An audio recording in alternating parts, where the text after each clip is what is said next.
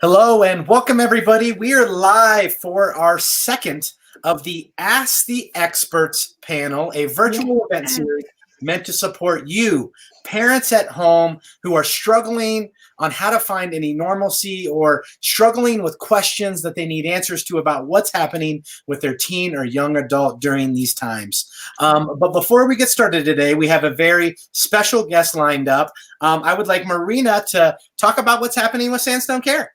Yeah, thank you, Danny. Good to see you this morning and welcome everyone who's joining us. We're so excited. I just wanted to welcome, as a member of Sandstone Care, our clinical director, Sarah Fletcher. We're so excited to have her. I just wanted to give a little bit of background. So Sarah just celebrated her 3-year anniversary with Sandstone. Yeah. And she started with us as a program director in our Broomfield office. And through being an amazing clinician and also having incredible leadership skills, she is now our clinical director. And not only is she a brilliant clinician, but she's so relatable. You know, the information she's about to share is accessible to anyone, no matter if you're a parent, an educator, or a clinician. So we're just so happy to have her. And then if you're unfamiliar with Sandstone Care, we are age-specific care for teens and young adults. And we have a full continuum of care from medical detox to residential to IOP services.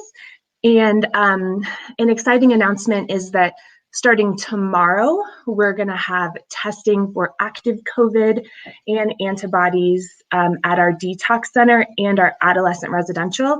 Testing is the most important part we're seeing of continuing to keep staff and clients safe. And then if you are a private practice therapist and you are currently accepting new clients, I would love to talk to you. I would love to put you in a referral network. Please feel free to get a hold of me. There's my email. And then also if you're an educator or a parent and you have questions about Sandstone, also please feel free to reach out to me. I'm happy to connect with you no matter what the question. So thanks, Danny, and I hope you guys have a great chat. Yes, thanks, Marina. So we're excited that Sandstone Care is still offering support, and they still are being that sort of that organization in the community that's helping people out during this time. So thanks today for that. All right, so we're going to bring in Sarah today. So here we come. All right, Sarah, welcome to the broadcast today. And again, hi, thanks for having me. If you are just joining us live, Robin Winters said good morning. The reason I throw this on the screen is because I want you to know that today is a fully interactive parenting panel. We have content that we're going to talk to you about today, but if you have questions either live or in the replay, we would love for you to ask them in the comments and we will respond. So let's get right into content today. So Sarah, why don't you go ahead and introduce yourself and what you do?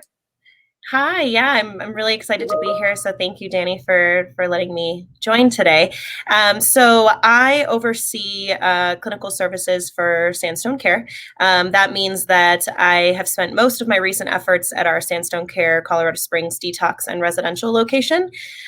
We just recently, a little over 2 months ago, launched a treatment readiness short-term residential program at the Colorado Springs location. And so I've helped develop that, build the curriculum, and then kind of set expectations for being able to support clients with longer lengths of stay. So clients are able now to enter into our detox program and then transition to a residential level of care and continue to build those skills and kind of prepare themselves for what comes after a residential treatment stay and then continue into our full continuum. So that's really been my primary efforts in the last couple of months. Yeah, so we have an expert with you that does deal with families and adolescents that are going through all of this stuff, mental health, substance abuse. Oftentimes they're connected in some way, shape, or form.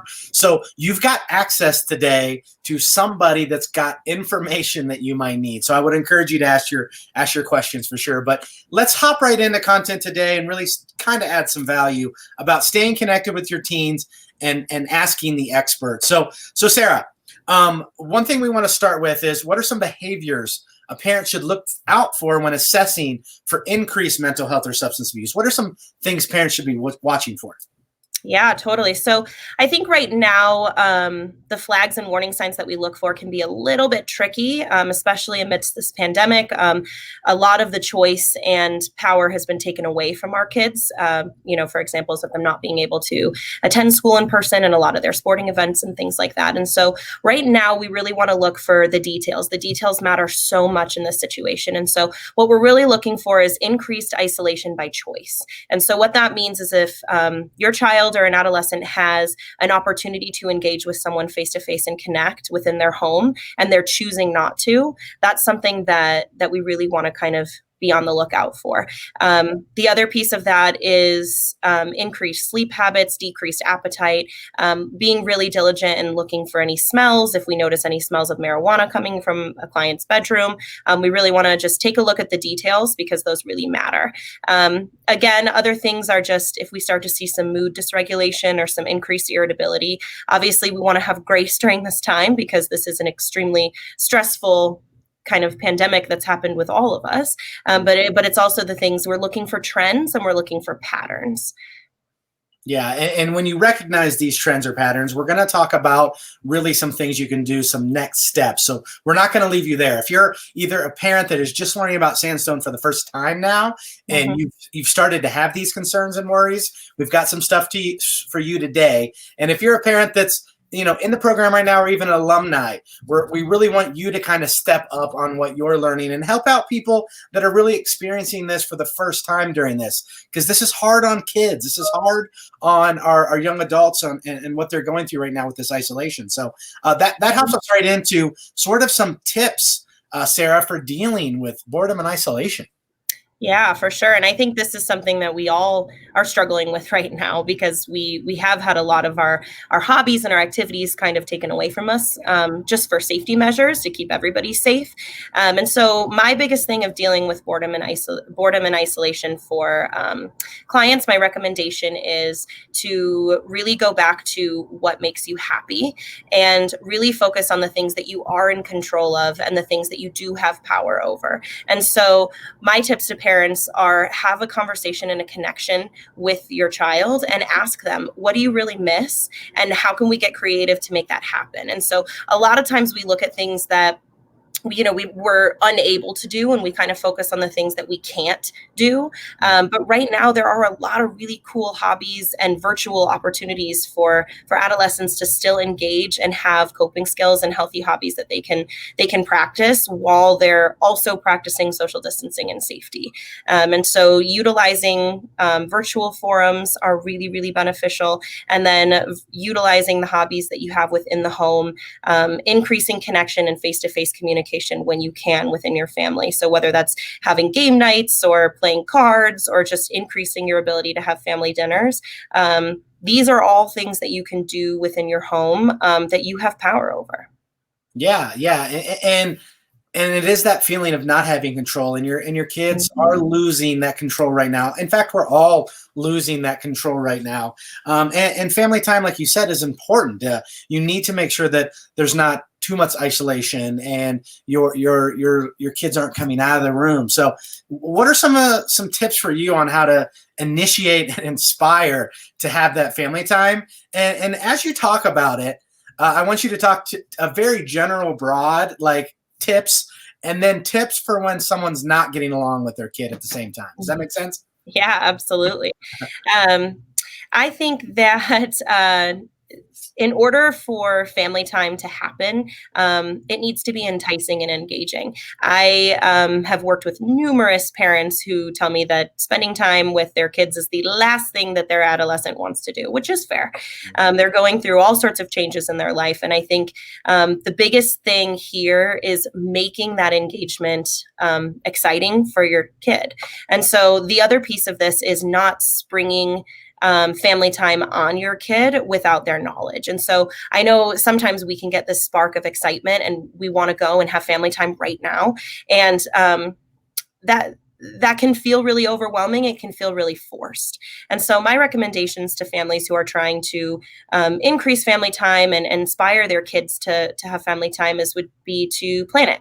So have a conversation with your kids and say, hey, tomorrow at 6 o'clock, we're going to have dinner and we're going to play a game. The other piece of this is giving choices, right? Or giving the power over to your kid to say, hey, I'm going to set this boundary that I want to have family time, and I want you to pick the activity. I want you to pick what we do.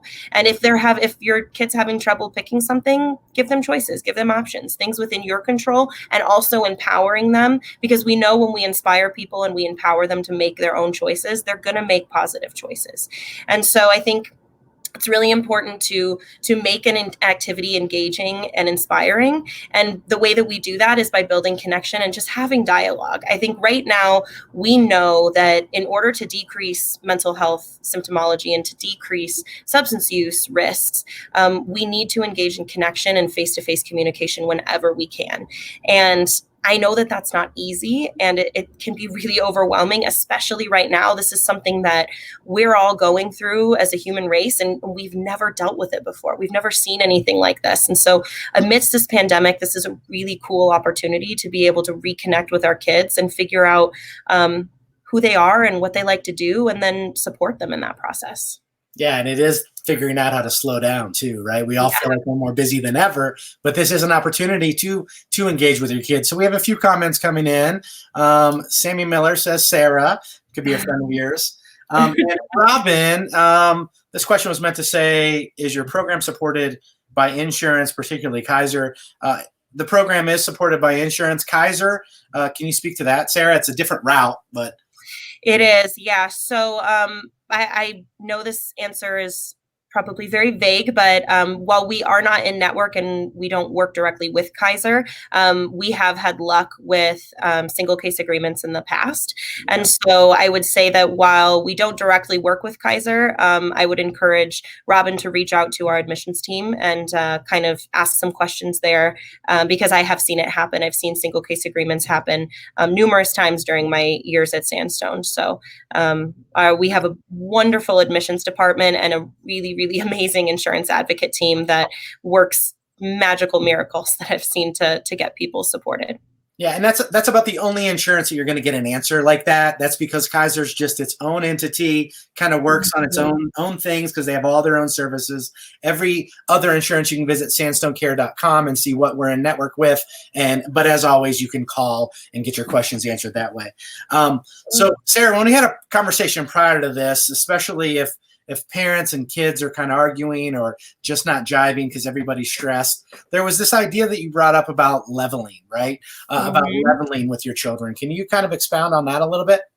Yeah, absolutely. So first of all, arguments and dysfunction within family systems does not mean the family system is unhealthy. I think I've spoken on yeah. I think I've spoken on this before, is the idea that if everyone gets along all the time, I would argue that that's an unhealthy family system, because we're all individual human beings and we're supposed to have arguments. We're supposed to have disagreements because we're all beautifully individualized and different. And so it's important for us to have our own opinions. And then the difference between healthy versus unhealthy conflict is how we treat each other while we're having a disagreement, and then the outcome and what we're focused on in that outcome. Are we focused on coming to a solution, or are we focused on just kind of being right and potentially inflicting harm on the other person? And so my number one advice is to have community dialogue, let everybody speak, and then this idea of leveling with your kid. You don't have to have all the answers. I know that parents have connected with me about there's no right way to parent. There's no parenting handbook available. It'd be nice if there was, but there just isn't. And so talking through that, it's okay to validate your child's experience. It's okay to say, listen, I know it sucks that you can't go to school right now. I know it sucks that you can't hang out with your friends. And you know what? It sucks for me too. It sucks that I can't go to work right now and that we're all kind of, for lack of a better term, trapped at home. And you don't have to have the answers to it, because to be honest, I don't think any of us do. I don't think any of us know what we're doing. We're just kind of trying to figure it out and take it day by day. And I think that is really the place of leveling with your kid, understanding where they're coming from. I don't love the term meeting them where they're at, because if your child's in a negative space, I don't want to go down there with you. And I don't think parents want to go down there with their kids either. It's off, but leveling with them is understanding, hey, I understand where you're coming from, and I get that this is a really crappy situation. So come with me, come out of that space with me, and let's work together to try to figure something out. But a lot of times I have parents come to me and they want answers and they want to fix it. And unfortunately, in this situation, specifically with the pandemic that's happening right now, we don't know how to fix it. And that's okay. And I think it gives more validation and more power in that dialogue to just be honest with your kids and say, listen, I don't have the answers. I don't know what we're doing. And I know that this sucks, and it sucks for me too. And let's try to find something that we can do together to make this situation a little bit better. Yeah, that makes a lot of sense. And if you're just hopping on either live or in the replay right now, we're talking with Sarah Fletcher of Sandstone Care, and we're really talking about ways to stay connected with your teens. And this is part of our Ask the Expert series, where we bring on mental health clinicians, substance abuse, nutritionists from Sandstone Care, just to talk about the things that are going on in your life right now. This is an unprecedented time where just Sarah just explained, we don't have all the answers, but that doesn't mean that you're running into walls at home and you're struggling at home, and so is your teen or young adult. And we want to make sure you're equipped with answers and some solutions. And at the end of the day, Sarah, for somebody that's recognizing that their adolescent, maybe before this they were experimenting with some drugs and alcohol. It was something that they didn't see a lot of. You talked about the smells. For somebody that's recognizing that it's increasing at an alarming rate, they're isolating more, what advice would you give parents for next steps? Yeah, I would say that there's never a bad time to reach out and get support. And so if it's looking for those patterns, and it's looking for that choiced isolation. And so if we're starting to see these things, or things are kind of popping up for you and you're noticing the patterns, in my opinion, I never think it's too early to reach out and get some support. I know that Sandstone Care runs an open weekly family support group. It's open, which means that you don't have to be enrolled in services, or any services for that matter, to come and just get some support. And I think it's really important that parents remember that they deserve to get support during this time as well. So I know that parents, it's their innate passion to be able to support and take care of their kids. And I would just remind parents that they also matter in the equation, and they're only going to be as healthy as their kids are only going to be as healthy as they're able to model. And so I would say it's never too early to reach out and just get some advice and get some support. And if you're starting to notice those patterns, then reach out to Sandstone Care and talk to one of our admissions coordinators and see if you can get some of your questions answered, and possibly get your kid in for an assessment. And then we'll see how we can support you further from there. The point is that if you're worried about it and it's in the back of your mind and you think it could be a problem, you could be close. You could already have been there for a while, and you're just not acting. So we would encourage you to reach out. You can visit sandstonecare.com to schedule an assessment, and you can get an idea of where you're at. You can talk to these qualified professionals to see where you're at on that spectrum of, do we need help today? What are some resources we can start to look at? And one of the more important things Sarah said was this group, this parent support group. Oftentimes as parents, this might not be happening to the friends in your friends in your friend circle, right? You might want to talk to them, but they're like, look, my kid's not abusing drugs. And you're thinking something's wrong with my kid. And that's not always the case. It's just that you don't have the support that you need. And that's what this group is about, is getting around people that are going through similar things that you're going in through life, so that you don't have to feel like that feeling of, for lack of better words, I'm crazy and people are going to judge me for this. You're going to feel supported. Robin Winter says, is it for parents without kids? So I'm saying that's for the support group. Yeah, it's for the parents, right? Yep, absolutely. So it's an opportunity for only parents to get together with one of our licensed clinicians and talk through what they're struggling with and the patterns that they're seeing, and then giving an opportunity for other parents to for lack of a better term, level with them and say, hey, I'm going through this too. This is also happening for me, and kind of troubleshoot ideas and what's worked and what hasn't worked, and receive some recommendations from one of our clinicians to kind of talk through next steps. And not only just clinicians, it's just the power of parents in group, and group is a powerful thing because you don't necessarily have to engage a lot in the beginning. You can listen to what parents are going through, and they're trying this, they're trying that, and you can go home and try those things and then come back and talk about them next week and say, this is what happened. Like, it did not turn out well. So I want to encourage you to really reach out and be a part of that, because that's the best support that you can get right now to figure out where you're at. And at the end of the day, don't not call the admission line if you feel like you need to. You're not crazy. They're going to talk to you like a normal human being going through something in life, and they're going to level with you as well. Robin, is there one in the North Denver area? Yes, right? Can you answer that, Sarah? Yep. So we have 2 locations in the Denver area. We have our kind of main hub of a Denver location, which is off Hamden Avenue. And then we have our northern location, which is in the Interlochen Loop in Broomfield. Yeah. And I'm going to put an email on here. Marina's been helping us with these events. If you want to reach out through an email to connect with Sandstone Care, you can shoot an email to Marina below. We had her on at the beginning of this broadcast. So if you're just hopping on, wait till the replay and you can watch that at the beginning. And you can kind of connect that way if you're a parent that's looking for something. But I want to end this with a theme that's been this entire time, which is grace. You know, you've said this a couple times here, but I do want to kind of end on this idea of the grace that parents should give themselves and the grace we should give our kids right now. So from your standpoint, talk about grace at this moment. Yeah, I think at this time more than ever, it's really important that we're really kind to ourselves and also the people that we love in this process. And that comes back to giving ourselves grace.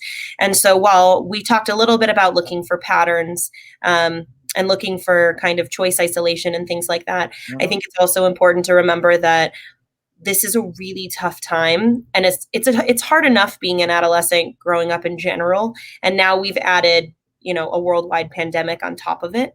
And so I think it's really important to have those conversations and to level with your kids, and then also give them a little bit of leeway if they have a bad day or they're feeling really frustrated or overwhelmed. Validate them and just tell them that it's okay. It's okay to not be okay.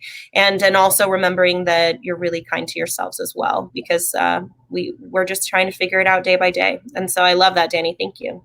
Yeah. Well, I just want to make sure people feel that it's an unprecedented time. Nobody has the answers. One thing we were going to talk about today was screen time, but we decided not to because it's like we don't really have the answers for screen time right now. In order to engage with Sarah through programming, it's got to be through screens. So, you know, we do have an expert coming up on June 1st to talk about screen time and give you some more definitive answers. But as a collection whole, we don't have the answers on what that means. And we know we still need to connect with your children and work with them and your kids. And screen time has to be the way for us to do it. So I'm going to throw up real quick Sandstone Care's website. This is somewhere you can go to start researching, getting some information, getting some education, and getting some support. Maybe you're at the phase where you're like, I don't even know what I don't even know. I don't know how to get started. Well, there is so much information on here that's going to help you start to learn. So there's a whole learn button over here, and start to get an idea of what these levels of care are. And Sarah, while we have the screen up, can you take levels of care down to like a 7th grade level for people to understand why we have these different options? Yeah, absolutely. So Sandstone Care, what's really wonderful about us as a company is that we have the ability to offer a full continuum of services. And so we offer services for the age range of 13 to 30. And depending on the age group, for young adults, we have a medical detox and residential component, which now that I'm saying that does not actually have an age cap in our Colorado Springs location. But we start at the highest level of care. So we start at a detox component, depending on, through a comprehensive assessment, depending on how much you're struggling with, what you're using, where your mental health symptomology is at. And so you have the opportunity to enter into that medical detox level of care with 24-hour medical supervision, and then step into a residential component. And then if appropriate, you can step into the next continuum of care, which is our aftercare of partial hospitalization, intensive outpatient, and then traditional outpatient services. So pretty much what that means is that depending on what is clinically appropriate, which is always determined by our clinical team, you can step into either a day treatment program, an evening program through our intensive outpatient services, or and then once you complete those programs, you can step into our traditional outpatient programming. And then we also have sober living environments for both men and women, and those are young adult services as well. And then for adolescent specific, we have an adolescent residential at Cascade Canyon in Colorado Springs, which is an absolutely beautiful program. And that's a 30-day program. And then once again, clients have the opportunity to step into our partial hospitalization or intensive outpatient programs as a form of a step down. So we like to set clients up so they're not going from everything to nothing. And so that's why we kind of tier down those levels of care to make sure that clients are adequately supported and have the best chance of success after they complete services. Very good information. You explained that really well. Thank you. So, Robin, thank you in the comments of asking, can we give viewers info to find parents? And Marina, thank you for doing that so quickly. And again, if you're one of those people that are on the bubble here, you're wondering, and you're looking for some support just to, ask questions and figure out what other parents are doing, we would encourage you to do that. So, Sarah, I want to thank you for your time today. I want to thank you for adding value and really stepping up to add some information and help people understand what's going on with them and their children right now. We really do appreciate you. Yeah, no, thank you so much again for having me. This was really cool. All right. Thanks, everybody. We'll see you next Monday. Due to scheduling, we're not going to be at the 11 a.m. Mountain Standard Time Zone. We're going to be at the 7 p.m. Mountain Standard Time Zone for next Monday's live broadcast. And then we've got another one following up. So if you like this information, do like this page or click follow for this broadcast so that you can be updated when we start to continue to do more stuff like this. So thanks again, Sarah, and everybody, you have a great day. Bye-bye.